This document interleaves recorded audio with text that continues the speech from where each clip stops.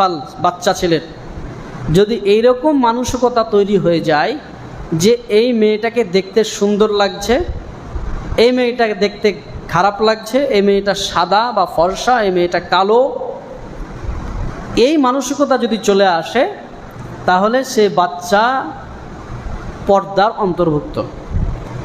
তার কারণ বলবে যে ভাবিটা খুবই সুন্দর, এই ভাবিটা সুন্দর, এই ভাবিটা সুন্দর না, এই ভাবিটা কালো, এই ভাবিটা সাদা, মানে ওর এই মানসিকতা তৈরি হয়ে গেছে একে দেখতে সুন্দর লাগছে।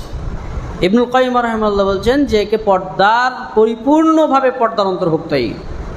কিন্তু আমাদের সামনে ছোট ছেলে, বাচ্চা ছেলে, এর সামনে এত পর্দার কি আছে?